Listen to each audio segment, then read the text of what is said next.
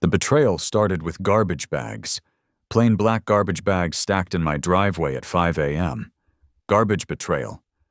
I'd encountered backstabbing in business before, but never so literally. Someone was using my property as their personal dumpster. I stood in my bathrobe, coffee mug trembling in my hand, staring at the pile. 3 weeks in Whispering Pines, and already I was being targeted.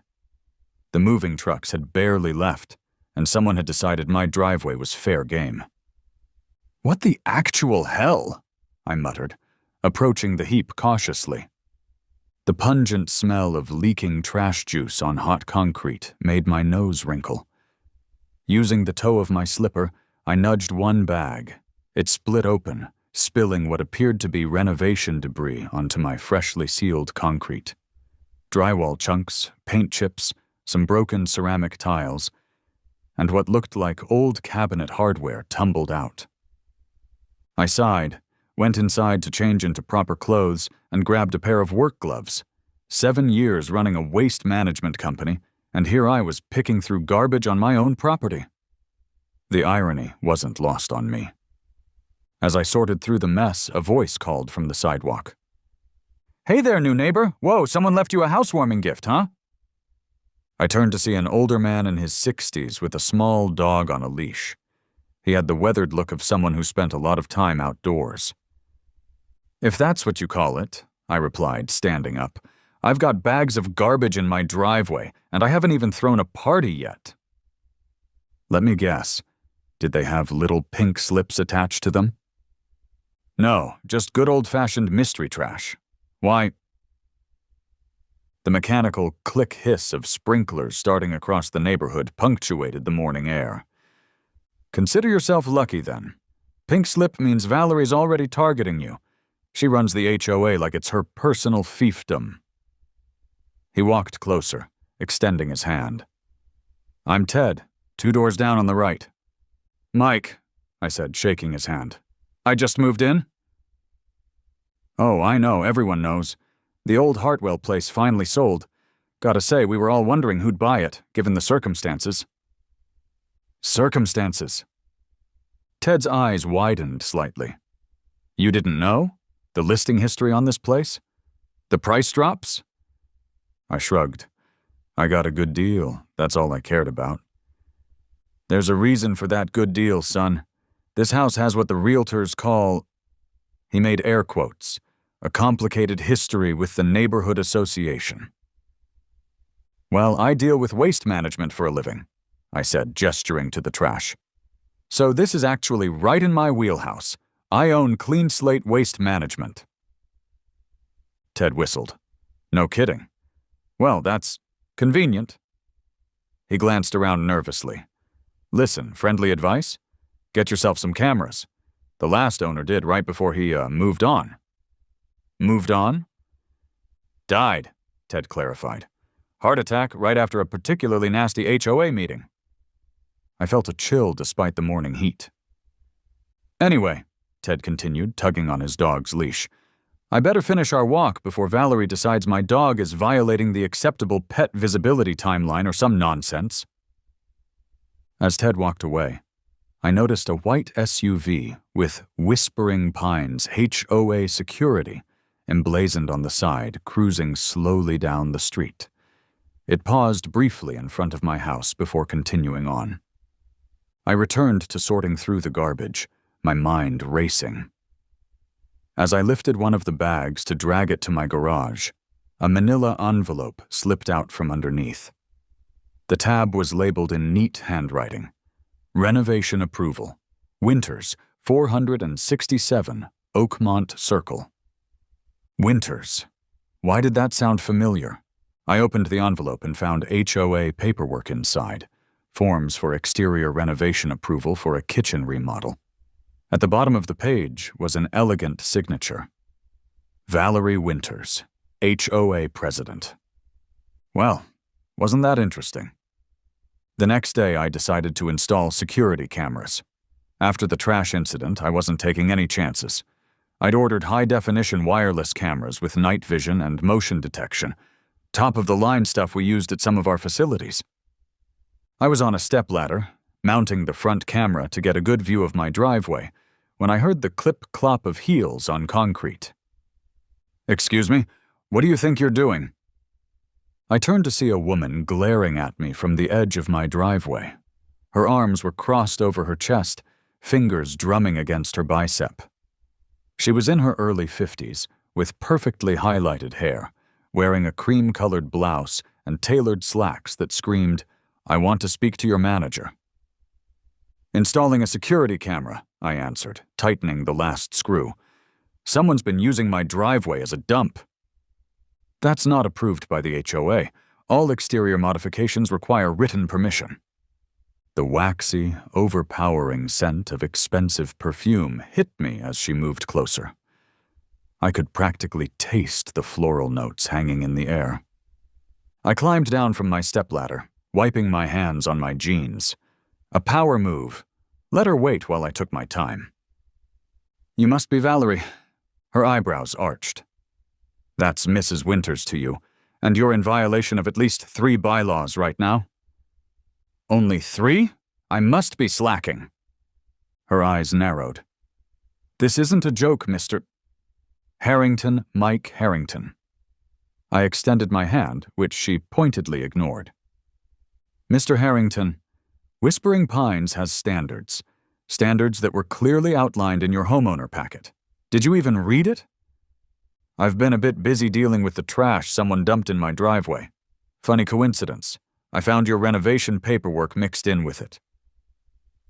Her face remained impressively neutral, but a muscle twitched near her eye. "I have no idea what you're talking about," she said coldly. "But I do know that unauthorized surveillance equipment, improper waste disposal, and—" She glanced at my company truck parked in the driveway. "Commercial vehicles violate our covenants." From her designer handbag, she produced 3 pre-printed violation notices, each a different color, and handed them to me with a flourish. "You have 72 hours to comply or face fines of $100 per day per violation." "You know," I said, examining the papers, "most people would start with a friendly introduction, maybe a welcome basket. This isn't a social call, Mr. Harrington. This is about maintaining property values and community standards." "Right," I nodded. "And does dumping construction waste on your neighbor's property fall under community standards?" Her lips pressed into a thin line. "I'll be watching you very closely." "Funny, that's why I'm installing these cameras, so I can watch very closely too." As Valerie turned to leave, I noticed a police cruiser pulling up to the curb. Great, just what I needed. The officer who approached was in his 30s, fit, with the patient but alert expression of someone who deals with ridiculous situations for a living. "Officer Dave Riley," he introduced himself. "We received a call about a disturbance." Valerie immediately stepped toward him. "Yes, officer. This man is harassing me and has installed unauthorized surveillance equipment." "On my own property," I clarified. "And the only harassment happening is the trash being dumped in my driveway." "Sir, we've received a complaint about illegal dumping," Officer Riley said. "Yeah, I'm the one being dumped on. Mrs. Winters says you've been bringing commercial waste into a residential area." The crackling static of the police radio filled the momentary silence. "Officer, I literally own a waste management company. Why would I dump trash in my own driveway?" I showed Officer Riley my business card and explained the situation, including finding Valerie's paperwork in the trash. "I was actually just installing security cameras to catch whoever's responsible," I added, "which apparently is against HOA rules." Officer Riley glanced at Valerie, whose face had turned an interesting shade of pink. "Mrs. Winters, do you have any knowledge of the trash Mr. Harrington is describing?" "Absolutely not. And regardless of his claims, he still needs proper approval for exterior modifications." Officer Riley sighed, in a way that suggested he'd mediated plenty of HOA disputes before. Mr. Harrington, I can't do anything about your HOA rules, but I'd recommend keeping any evidence you collect. If someone is dumping on your property, that's trespassing, and possibly illegal dumping depending on what it is. After they both left, Officer Riley to his patrol car and Valerie to her large house 3 doors down, I finished installing the cameras.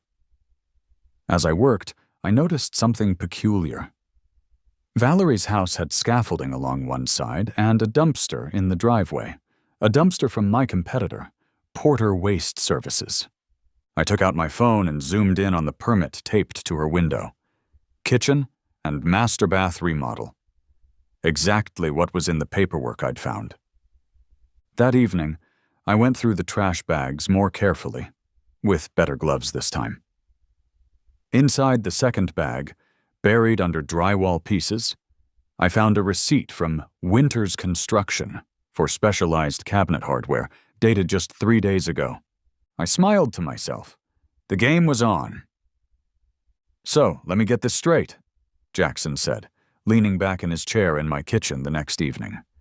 "The HOA president is using your driveway as her personal dump site, and then fining you for having trash on your property?" Jackson had been my best friend since college, and was now my business partner at Clean Slate. He'd come over to help me strategize after I'd filled him in on my neighborhood welcome. "Pretty much," I confirmed, sliding a beer across the counter to him. "And she's married to a contractor who's renovating their house." "Ballsy," he whistled. "You'd think a contractor would know better." "It's about saving money.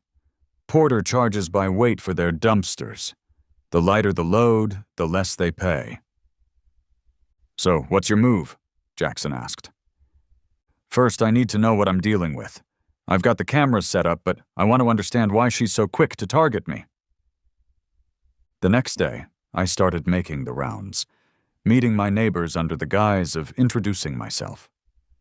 First stop was the house directly across from mine, where a woman was struggling to wrangle an oversized inflatable Halloween pumpkin. "Need a hand?" I offered, jogging across the street. "God, yes," she panted, blowing hair from her face. "This thing is possessed." Together, we secured the decoration.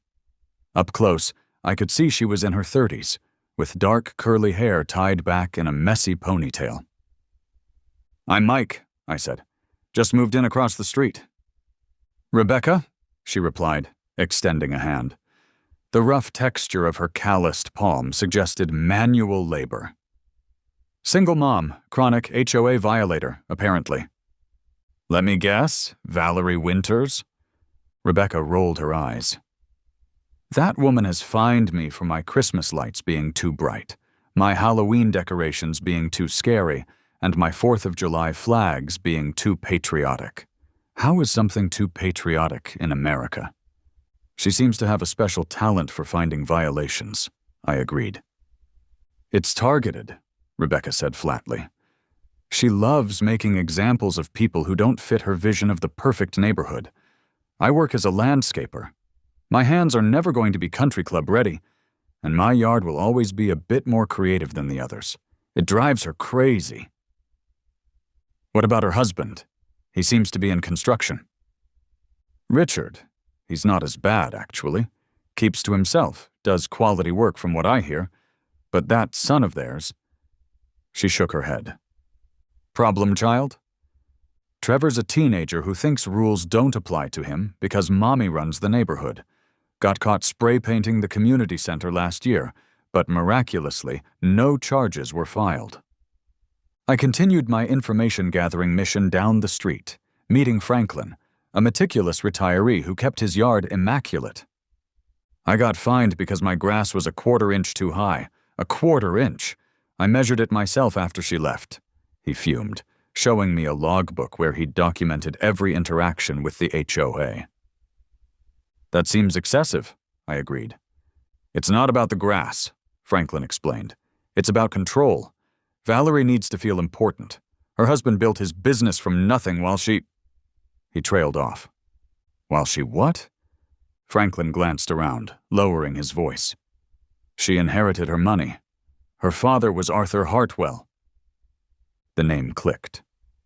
As in my house? Hartwell? Bingo. That's why she's extra interested in you. That house was her childhood home. When old Arthur died last year, everyone assumed Valerie would inherit it. Instead, he left it to a nature conservancy, and they sold it to pay for preserving the wetlands behind the neighborhood. Wait, so her father owned my house but didn't leave it to her?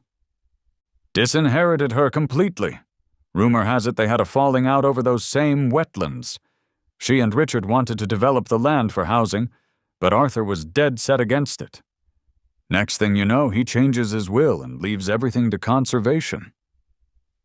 I thanked Franklin and headed home, my mind racing. This wasn't just random harassment. It was personal. That night, my security system alerted me to movement on my driveway. I checked my phone and watched in real time as a luxury SUV pulled up with its lights off. Two figures emerged. A middle-aged man directing a teenage boy where to place bags of debris, while a woman remained in the driver's seat.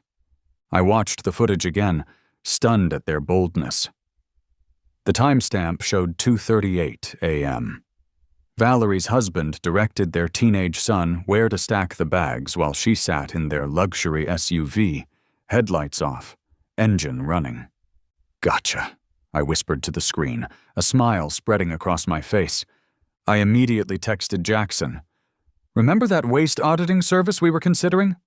I think I just found our first client, and I'm going to need a dumpster, a big one, right on my front lawn. Dude, this is either the dumbest or most brilliant thing we've ever done, Jackson said, adjusting the perfectly centered dumpster on my lawn. Both, definitely both, I replied, hammering in the clean slate waste management sign next to it. Jackson thumped the side of the empty dumpster, producing a hollow metallic sound that echoed down the street. You think she'll back off? No chance. But now we're playing by my rules. The dumpster was massive, bright blue with our company logo emblazoned on the sides. I'd filed all the proper paperwork with both the county and the HOA for residential renovation waste containment, citing the need for cleanup after the illegal dumping incidents. It was technically within regulations, I'd checked, but it was also a deliberate eyesore. Within an hour, I had company. Carlos and his crew pulled up in a truck loaded with equipment. So, let me get this straight, Carlos, my contractor, said with an amused expression. You want us to make it look like we're doing major renovations, but actually do minor cosmetic work that won't violate any codes? Exactly. I need activity, dust, trucks, and noise. All perfectly legal, but absolutely irritating. Man, I've done some petty jobs before, but this might take the cake, he laughed. I'm in. Carlos was an old business contact who'd helped with office renovations at Clean Slate. I trusted him to understand the delicate balance of what I needed. Enough legitimate work to justify the permits, but with maximum disruption potential. By noon, we had scaffolding up, tarps laid out, and the sounds of power tools filled the air. I'd approved some actual improvements, new exterior paint, landscaping, and a patio extension. But the primary goal was visibility. I didn't have to wait long for a reaction. At precisely 12:45 p.m., Valerie's luxury SUV screeched to a halt in front of my house. You cannot have that monstrosity on your lawn, she shrieked, pointing at the dumpster as if it had personally insulted her ancestors. Actually, I can. It's a registered commercial waste container for my ongoing home renovations. All paperwork has been filed with the county and the HOA. I never approved this. Check your inbox. I submitted everything electronically with red receipts. You opened it yesterday at 3:42 p.m. Her face flushed. I savored the moment, taking a slow sip from my coffee mug. This is not appropriate for our community aesthetic, she sputtered. Neither is dumping construction waste on my property at 2:38 in the morning. But here we are. Her eyes widened slightly. I don't know what you're implying. I'm not implying anything. I'm stating a fact, backed by high-definition video evidence. Would you like to see it? I'm happy to share it with Officer Riley as well." Valerie's mouth opened and closed, but no sound came out. Finally, she regained her composure. "This isn't over," she hissed. "I certainly hope not," I replied cheerfully. "I'm just getting started." She stormed back to her vehicle, phone already pressed to her ear. I had a feeling I knew exactly who she was calling. Sure enough, later that afternoon, an official HOA email arrived in my inbox, announcing an emergency meeting to discuss recent aesthetic violations and proposed bylaw amendments. It didn't take a genius to realize they were planning to change the rules specifically to target me. I forwarded the email to Sarah Patel, an attorney friend who'd helped with Clean Slate's contracts over the years, with a simple message: "Feel like helping me take down a neighborhood tyrant?" Her response was immediate. "Already researching housing discrimination precedents? This sounds fun?" That evening, I sat on my front porch, enjoying the unusually peaceful night. The dumpster gleamed under the streetlights, empty except for the few bags of mystery trash I'd received as a welcome gift. Ted ambled by with his dog, giving me a thumbs up. "Bold move," he called out. "She's livid." "Is she now?" "Emergency HOA meeting tomorrow night. Everyone's required to attend." I nodded. "Good. It's time everyone saw what's really happening here." The community center was packed the following evening. I arrived early with Sarah, securing seats near the front where Valerie would have to look at us throughout the meeting. "Remember," Sarah whispered, "let me do most of the talking. Housing association law is tricky." I nodded, scanning the room. Rebecca gave me a subtle wave from across the aisle. Franklin sat ramrod straight in the front row, his meticulous logbook open on his lap. Other neighbors I hadn't met yet filled the chairs, their expressions ranging from bored to anxious. Valerie entered with the rest of the board, 5 middle-aged homeowners who looked like they'd rather be anywhere else. She smoothed her skirt, tapped the microphone, and called the meeting to order with exaggerated formality. "Thank you all for coming to this emergency session. We have several pressing matters to address, primarily concerning aesthetic violations and proposed amendments to our community bylaws." She launched into a thinly veiled attack on new residents who disregard our standards, citing increased reports of eyesores and commercial activity.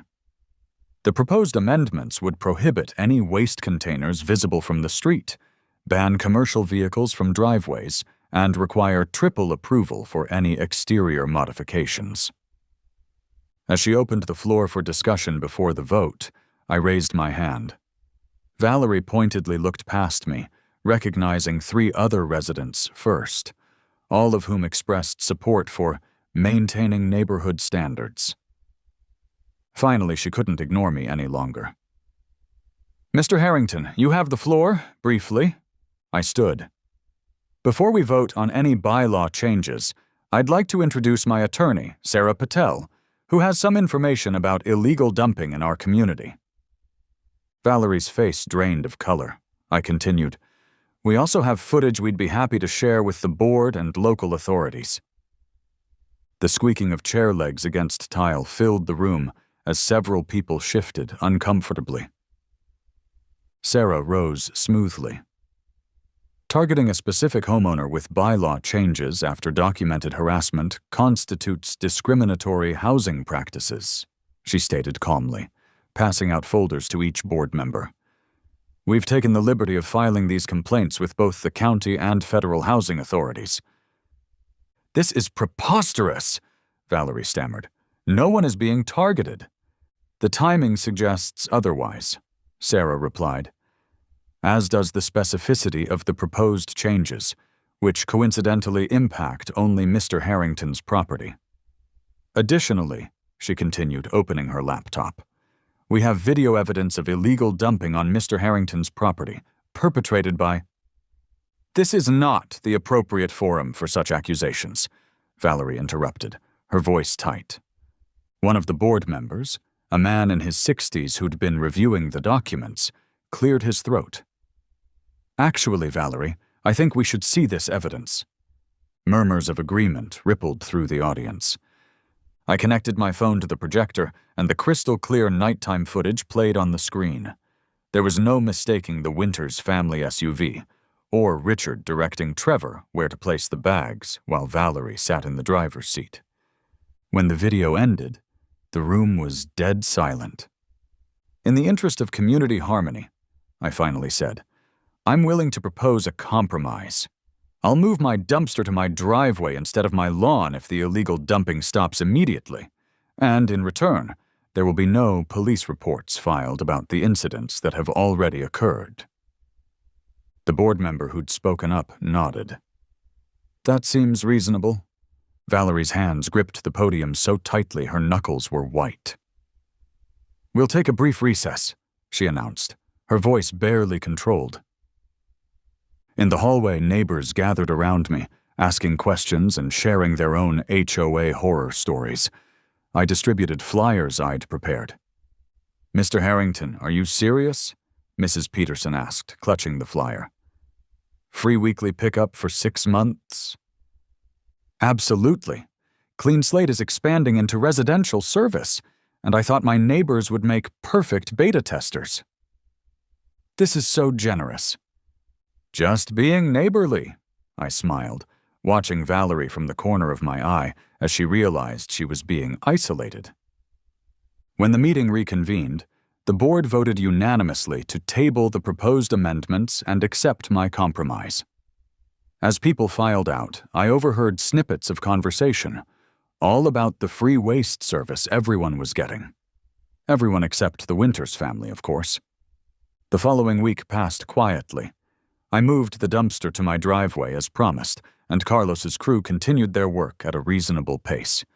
The neighborhood trash pickup commenced, earning goodwill and potential future customers. I thought perhaps Valerie had admitted defeat, until Jackson called me at the office on Friday. "We've got a problem," he said. "Environmental inspector just showed up. Anonymous complaints about improper waste handling." I sighed.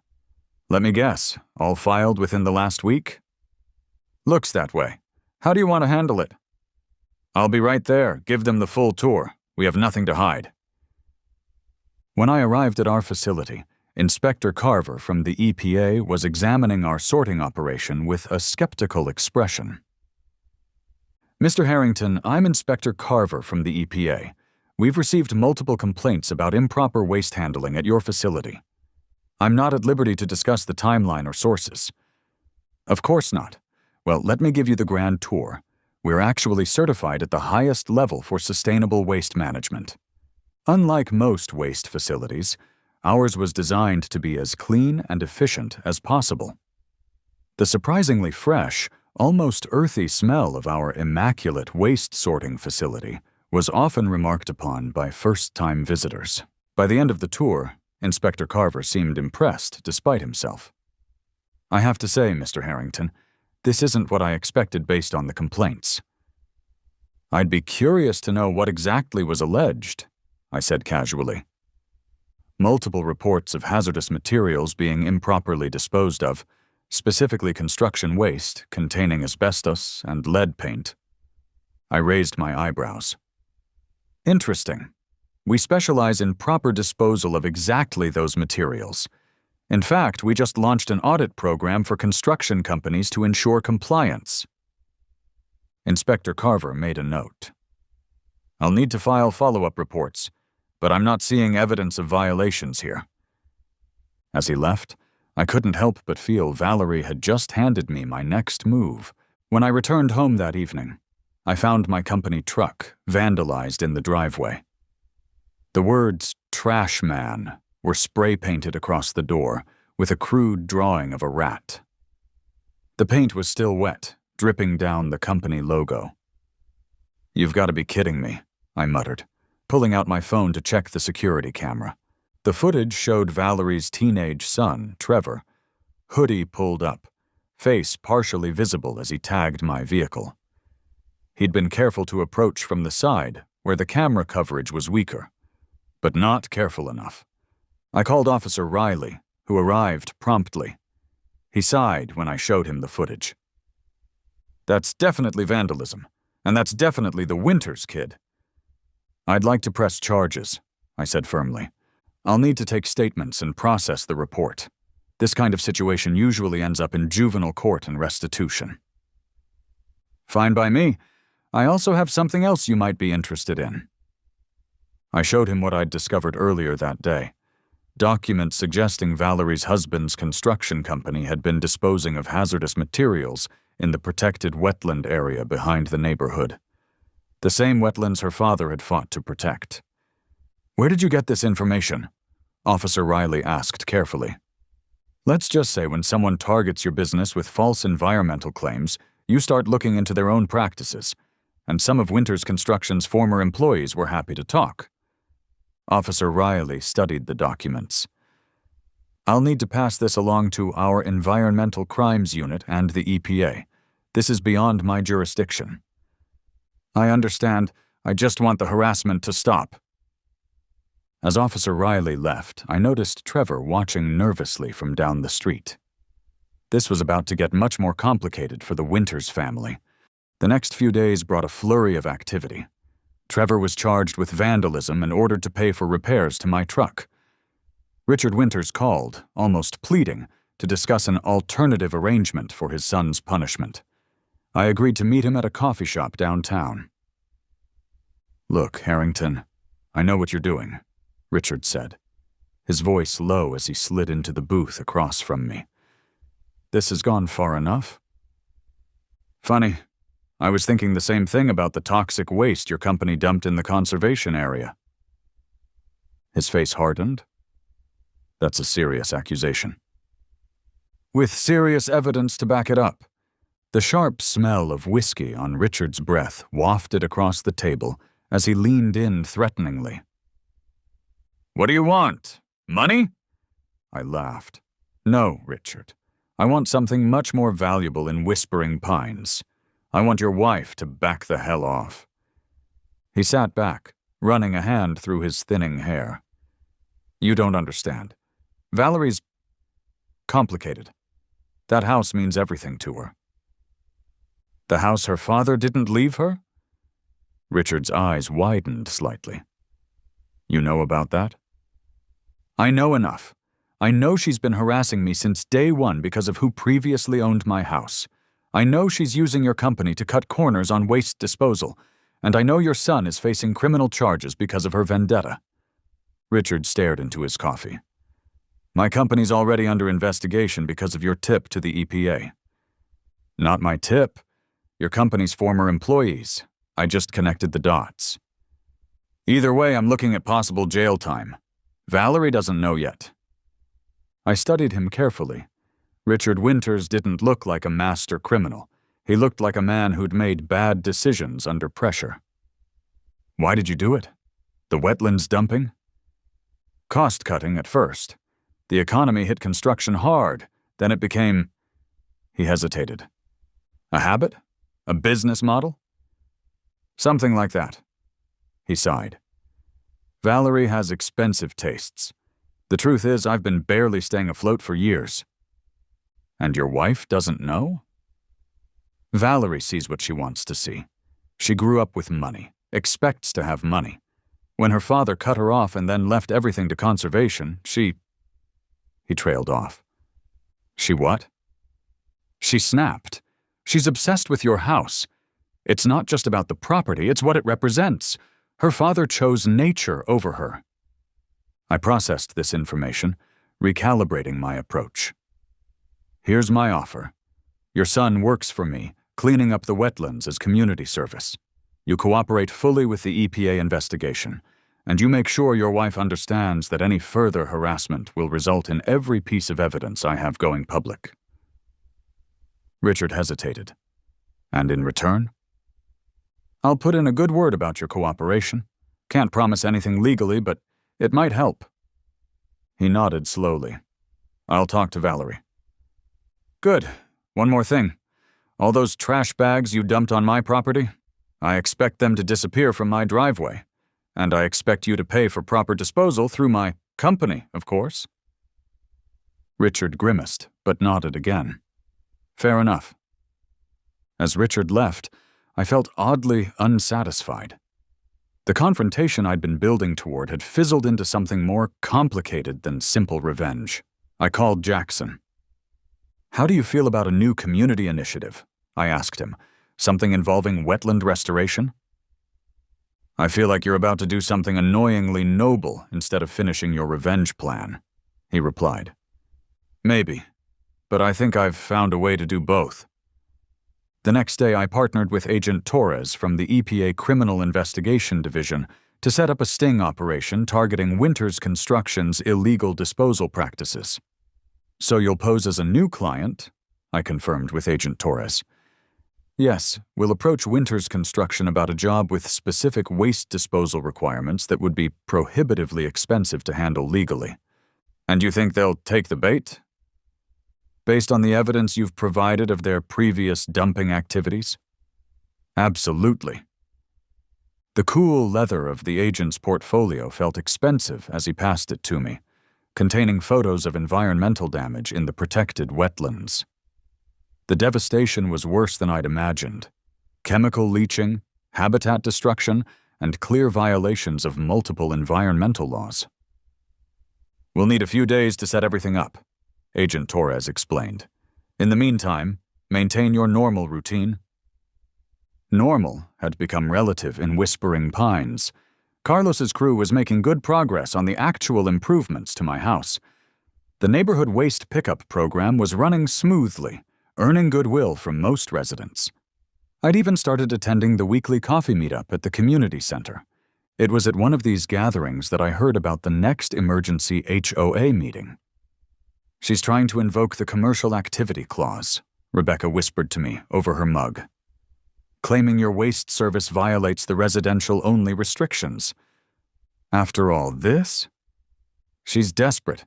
People are talking about voting her out at the next board election, especially after what happened with Trevor. I sighed. "When's the meeting?" "Tomorrow night. She's fast-tracking it." I immediately texted Sarah Patel, who agreed to join me again. "Round 2, she texted back. "Bring popcorn." The second emergency meeting was even more crowded than the first. News of the EPA investigation into Winters Construction had spread, along with rumors about Trevor's vandalism case. When Valerie called the meeting to order, her voice wavered slightly. "The bylaws clearly state that homeowners engaged in ongoing commercial activity can be subject to forced sale of their property," Valerie announced triumphantly, once she'd outlined the complaint against me.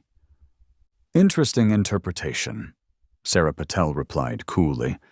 "However, that would apply to nearly half the residents here who work from home, including yourself, Mrs. Winters, with your interior design consultations."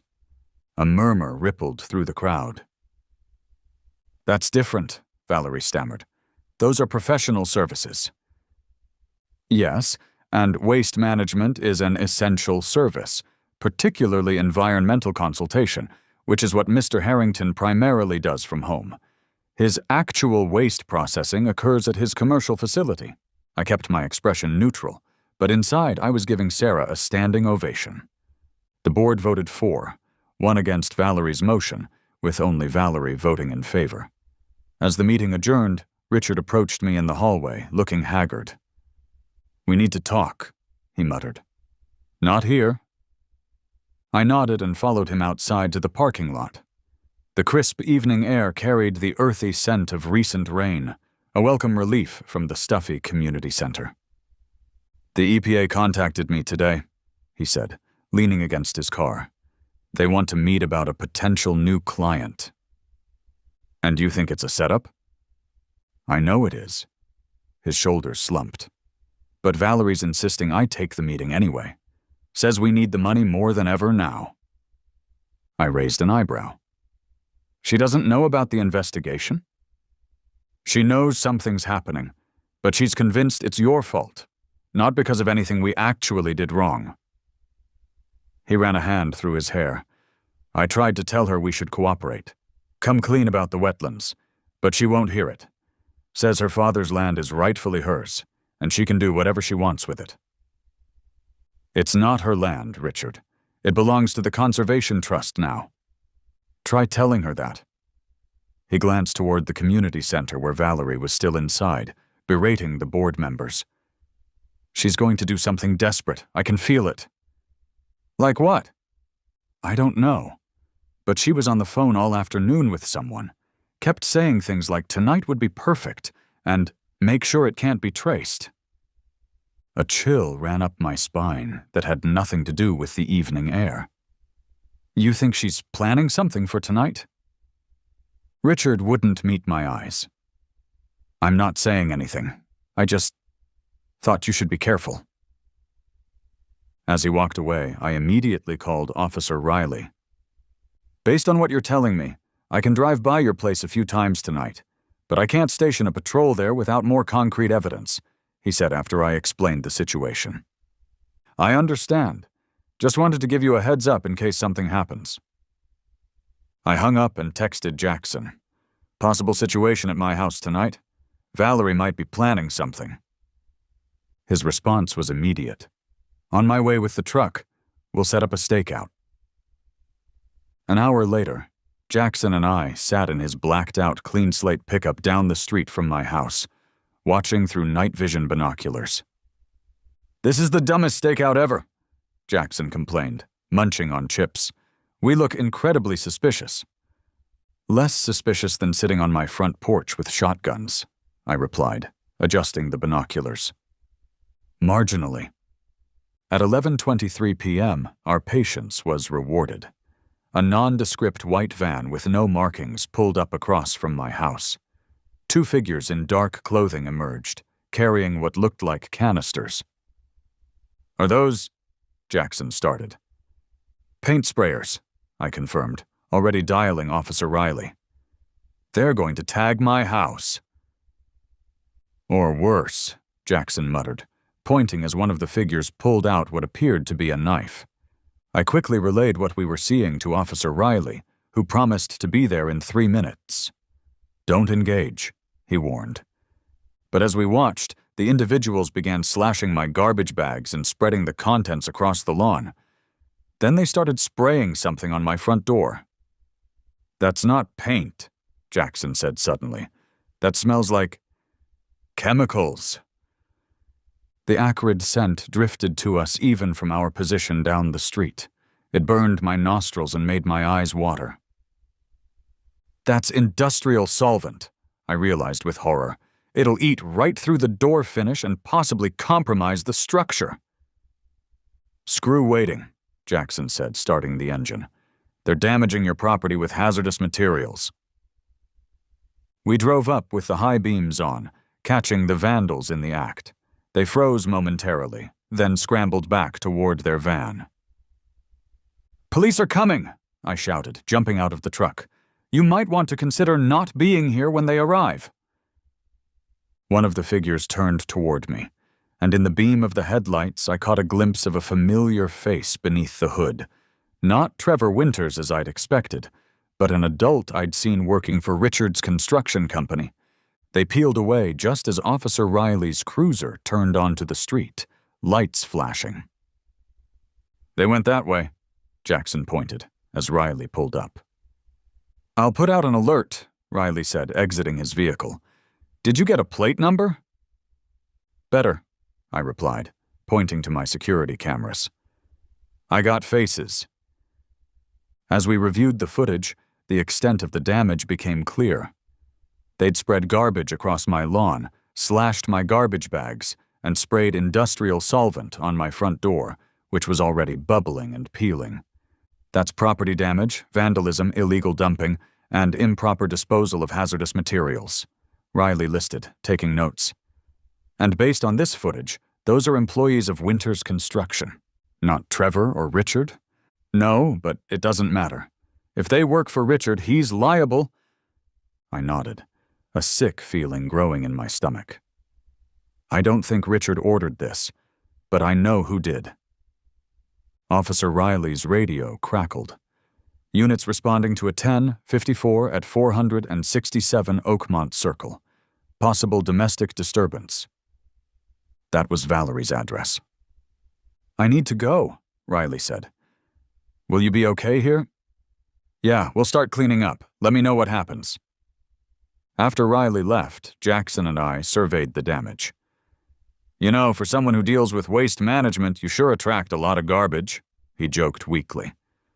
Tell me about it, I sighed, grabbing gloves from his truck. Let's contain that solvent before it does more damage. As we worked, more police cruisers raced toward the Winters residence. Something serious was happening over there. It wasn't until morning that I learned what had transpired. Richard had confronted Valerie about the vandalism, which she'd apparently arranged without his knowledge. The argument had escalated until neighbors called the police. When officers arrived, they found Richard packing his bags, Valerie screaming at him, and evidence throughout their home of both the vandalism plot and the illegal dumping operation. Richard had finally snapped and was gathering evidence to turn himself in. They're both being questioned, Officer Riley informed me when he stopped by to take additional statements. Richard's cooperating fully, detailing years of environmental violations and Valerie's role in covering them up and harassing neighbors. And Trevor? With his grandparents for now. Poor kid was sleeping through the whole thing. Apparently he had no idea about most of it. I nodded, looking at my damaged front door. Carlos had already stopped by to assess the repair costs, which would be substantial. The thing is, Riley continued, the EPA was already planning to raid Winters Construction tomorrow based on your information and their sting operation. Now they've got enough for search warrants of the house, too. By afternoon, the news had spread throughout Whispering Pines. EPA agents in hazmat suits were examining the wetlands behind the neighborhood. Journalists had gathered at the community entrance. The HOA board called an emergency session to distance themselves from Valerie. I sat on my porch, watching the chaos unfold with mixed emotions. This wasn't exactly the outcome I'd wanted. Yes, Valerie was facing consequences, but so was Richard, and Trevor's life was upended. The neighborhood was in turmoil. Jackson joined me, handing me a beer. Congratulations, you won. Why do you look so miserable? Because it doesn't feel like winning, I admitted. It feels like everyone lost. Welcome to the wonderful world of revenge, he said. It's never as satisfying as the movies make it seem. I took a long pull from my beer. So what now? Now we clean up the mess. It's what we do, right? The next day I met with Agent Torres to discuss the evidence Richard was providing against his own company. So you'll still pose as a new client? I confirmed with Agent Torres from the EPA Criminal Investigation Division. Yes, but now it's more of a controlled collection of evidence rather than a true sting. We'll approach Winters Construction about a job with specific waste disposal requirements that would be prohibitively expensive to handle legally. And you think they'll take the bait? Based on the evidence you've provided of their previous dumping activities? Absolutely. The cool leather of the agent's portfolio felt expensive as he passed it to me, containing photos of environmental damage in the protected wetlands. The damage is extensive, Torres explained. Chemical leaching, habitat destruction. It will take years to restore. I studied the images, recognizing the area behind the neighborhood where many residents walked their dogs. How had no one noticed? People see what they expect to see, Torres said, as if reading my mind. And Mrs. Winters made sure the HOA discouraged residents from exploring those areas, posted them as restricted for conservation reasons. Oh, the irony is staggering, I muttered. Over the next few days, I focused on repairing my property while the legal machinery ground forward. Carlos and his crew worked on my front door and driveway, replacing damaged portions and removing all traces of the solvent. Meanwhile, the HOA was in disarray. With Valerie under house arrest pending charges and Richard cooperating with authorities, the board called yet another emergency meeting to elect interim leadership. This community needs stability, Franklin declared, standing with his meticulous logbook. We need someone who understands regulations but won't abuse them. All eyes turned to me. Oh, hell no, I said immediately. I'm the last person who should be on the HOA board. Actually, Rebecca countered, you might be exactly who we need. Someone who can't be pushed around and who actually understands regulations. The stuffy warmth of the overcrowded community center made me uncomfortable. Or maybe it was the prospect of taking on HOA responsibilities. Bodies packed together in metal folding chairs stared at me expectantly. I looked around the room at my neighbors, people I'd come to know during this absurd waste war. They actually trusted me. That was unexpected. I'll help with the transition, I found myself saying, but only as an advisor, not as president. Relief washed over the crowd. They nominated Franklin as interim president, with Rebecca and 2 others forming the board. I agreed to consult on updating the bylaws to prevent future abuses of power. After the meeting, I drove past the Winters residence. The house looked deserted, the renovation scaffolding abandoned, the Porter waste dumpster overflowing and neglected. I slowed when I noticed a figure sitting on the front steps. Trevor Winters, hunched over his phone, looking lost. I pulled over, hesitating before getting out. This kid had vandalized my truck, but he was also a victim of his parents' choices. "Hey," I said awkwardly, approaching. "You hungry?" He looked up, surprise crossing his face. "Why would you even talk to me? I vandalized your truck." "Yeah, about that. You're helping me repaint it this weekend.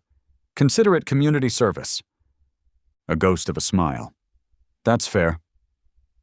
We ended up at the diner by the highway, Trevor demolishing a burger while I picked at fries. "So what happens now?" I asked. "Are you staying with your grandparents?" He nodded. "Mom's lawyers are trying to get her out on bail.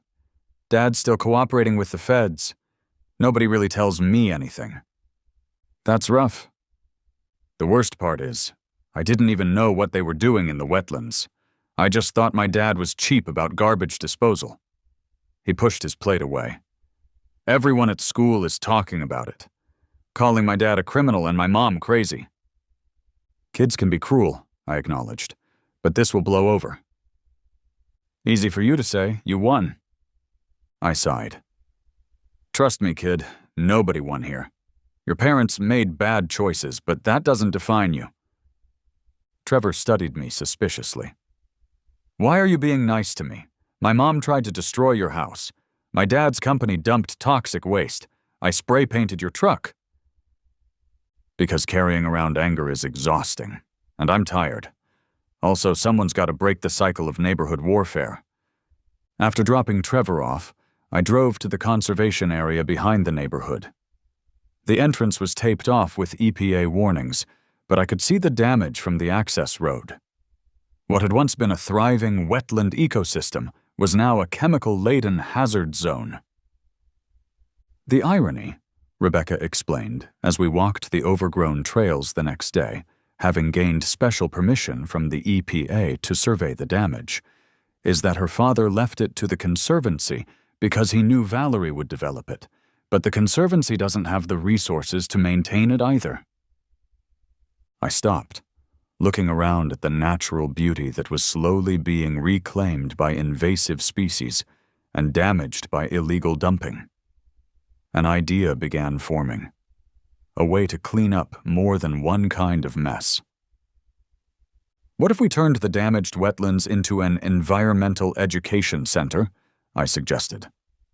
Clean Slate could sponsor it, provide expertise on restoration, and the community service sentences for the Winters family could be served helping to rebuild what they damaged. Rebecca looked at me like I'd grown a second head. "You want the people who destroyed this place to help restore it?" "Sometimes the people who create the problem are exactly the ones who need to fix it," I replied. "Besides, I'm in waste management. Turning garbage into something useful is literally my job description." My proposal to the environmental authorities was met with skepticism at first. Agent Torres frowned as I outlined my plan in the clean slate conference room. "Let me get this straight," he said. "You want convicted environmental criminals to work on an environmental restoration project? As their punishment?" "Under supervision, with proper training," I clarified. "And only after they've served whatever jail time is deemed appropriate. This would be part of their community service and restitution." "It's unorthodox," Torres admitted. "So is dumping toxic waste in protected wetlands," I countered. "But traditional punishments just create more waste. Wasted time, wasted potential, wasted opportunity for restoration." Jackson, who'd been uncharacteristically quiet throughout the meeting, finally spoke up. "I hate to admit it, but Mike's right. We have the expertise to oversee this properly, and forcing the Winters to literally clean up their own mess has a certain poetic justice to it." Torres tapped his pen against his notepad. "I'll present it to the prosecutor, but I can't make any promises." That evening, I was surprised by a knock at my door. Richard Winters stood on my porch, looking haggard but resolute. "Look, Harrington, I know what you're doing," Richard said, his voice low. "This has gone far enough." "Funny, I was thinking the same thing about the toxic waste your company dumped in the conservation area." His face hardened. "That's a serious accusation." "With serious evidence to back it up." The sharp smell of whiskey on Richard's breath wafted between us as he leaned in threateningly. "What do you want? Money?" I laughed. "No, Richard. I want something much more valuable in Whispering Pines. I want your wife to back the hell off." "She's facing criminal charges. Her reputation is destroyed, and our company is bankrupt. How much more backed off can she get?" "I'm not interested in destroying your family, Richard. I'm interested in restoring the damage you've done." I outlined my proposal for the Wetlands Restoration Project and Educational Center. Richard listened with growing confusion. "Why would you do this?" he asked finally. "After everything Valerie did to you?" "Because I'm tired of the war, and because your son deserves better than parents in prison and a toxic inheritance." Richard's eyes welled up unexpectedly. "Trevor," he whispered. "What happens to him in all this?" "That depends on what you do next. You can fight the charges and probably lose badly, or you can cooperate fully, make restitution, and start rebuilding something worthwhile." He nodded slowly. "I'll talk to my lawyer." Over the next week, things moved quickly.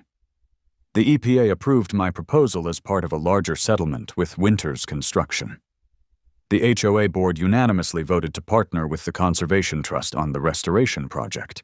Clean Slate would provide expertise and equipment, while community volunteers would supply labor. Richard's cooperation led to reduced charges, though he still faced significant fines and probation.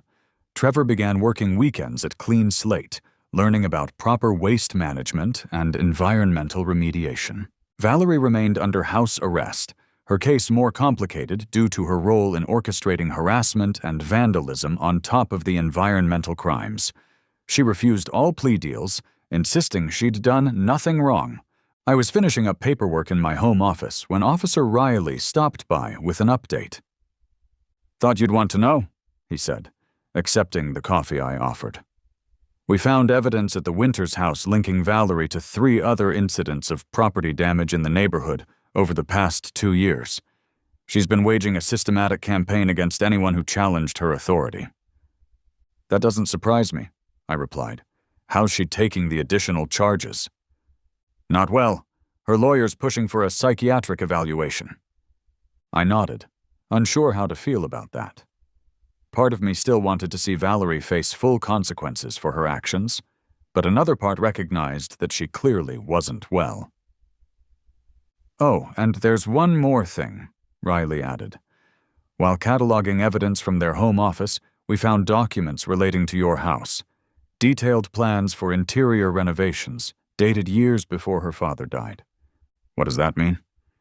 "It means she was planning to move into that house long before it was available, like she expected to inherit it regardless of her relationship with her father." That night, I found myself studying my house with new eyes. What about this place had inspired such obsession? It was a beautiful home, certainly, but nothing extraordinary by Whispering Pines standards. The answer came the next day, when Franklin dropped by with a neighborhood history book he'd compiled. "Thought you might want to see this," he said, pointing to a black and white photograph. "That's your house when Arthur Hartwell built it, back in the 60s. And that's his wife, Ellen." The photograph showed a much younger Arthur, with his arm around a beautiful woman who looked strikingly like Valerie, standing proudly in front of my house. "Ellen died when Valerie was just a girl," Franklin explained. "Cancer. Arthur never remarried. That house was his tribute to her. He built it for her, designed parts of it with her. To Valerie, it wasn't just property. It was her mother's legacy." Suddenly, Valerie's fixation made a painful kind of sense. It didn't excuse her actions, but it explained the depth of her rage at being denied what she saw as her birthright. The revelation left me conflicted. How do you balance justice with compassion, accountability with understanding? The answer, as with most waste management problems, lay in proper sorting, separating the harmful actions from the human beings who committed them. 6 months passed in a flurry of activity. The Wetlands Restoration Project broke ground with unexpected community support. CleanSlate's residential service expanded beyond Whispering Pines, creating a new revenue stream. Trevor Winters continued working part-time for us, showing a genuine interest in environmental science. "I can't believe I'm saying this," Jackson remarked one day, surveying the Environmental Education Center's construction site. "But your petty revenge scheme somehow turned into a legitimate community improvement project." "I prefer to think of it as recycling a bad situation," I replied, watching as Richard and his son led a group of volunteers through the newly cleared trails, explaining the restoration process. The sweet scent of native wildflowers blooming along the newly established paths filled the air, a promising sign of recovery. Richard had served 30 days in jail and was now completing his community service hours as our resident expert on what not to do with construction waste. His contrition seemed genuine, his expertise valuable. Valerie's case had taken longer to resolve. After a psychiatric evaluation confirmed severe anxiety and obsessive-compulsive tendencies exacerbated by grief, she accepted a plea deal. 6 months in a minimum security facility followed by extensive community service and therapy. Today was her first day back in the neighborhood, and tension hung in the air at the education center's soft opening. I spotted her standing awkwardly at the edge of the celebration, looking both out of place and somehow diminished without her designer clothes and imperious attitude. Our eyes met. I nodded slightly. She hesitated, then nodded back. "Is that a truce?" Rebecca asked incredulously, following my gaze. "Let's call it a managed waste agreement," I said. "Some things can't be recycled, but they can be contained." The new HOA was functioning smoothly with Franklin's meticulous oversight and Rebecca's practical approach. I'd helped rewrite the bylaws to prevent future abuses, then stepped back from active involvement. CleanSlate had launched a community education division, with Richard Winters ironically working there as part of his plea deal. His knowledge of construction waste combined with our environmental expertise created a unique program for contractors. As the event wound down, I found myself alone with Ted, who'd become a regular dinner guest and friend. "You know," Ted said, leaning on the fence between our properties, "when you first moved in, I gave you 6 months before Valerie drove you out." "Honestly? I nearly listed the house after that first week of trash dumps." "What made you stay and fight?" I thought about it, watching the community gathering at the center that had emerged from our ridiculous waste war. "Professional pride, I guess. I've spent my career telling people there's no such thing as throwing something away. There's only moving it somewhere else." I smiled. Some people just need a more hands-on demonstration of that concept. Later that week, I was sorting through some old boxes in my attic when I discovered a photo album that must have belonged to the previous owner. Inside were family photographs: Arthur, Ellen, and a young Valerie playing in the backyard of what was now my house. The little girl's smile was radiant, uncomplicated by the bitterness that would later define her. On impulse, I selected one of the happier photos. Valerie, around 10 years old, helping her father plant a tree in the backyard. The same tree that still stood outside my window. I placed it in an envelope and wrote a simple note. Some things are worth preserving. Trash man. That evening, I dropped it in Valerie's mailbox and walked away, feeling lighter than I had in months. The garbage war was over. The real cleanup had begun.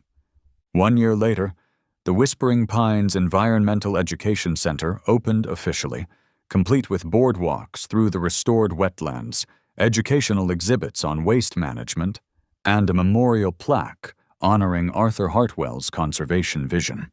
Richard Winters had completed his community service but continued working with Clean Slate's education division. Trevor was heading to college on an environmental science scholarship, his past mistakes transformed into valuable perspective. Valerie had completed her sentence and therapy, emerging quieter but more grounded. She volunteered at the center occasionally, sharing her father's stories with visitors. My house had become home. Its complicated history, now just another layer in its foundation. The neighborhood had healed, transformed not despite the conflict, but because of how we chose to resolve it. Sometimes the worst dumping grounds become the most beautiful restoration sites. It just takes the right kind of waste management expertise and the wisdom to know that even the most toxic situations can be transformed with enough time, effort, and care. After all, that's what I do for a living. I turn other people's garbage into something useful. And in Whispering Pines, business is always booming.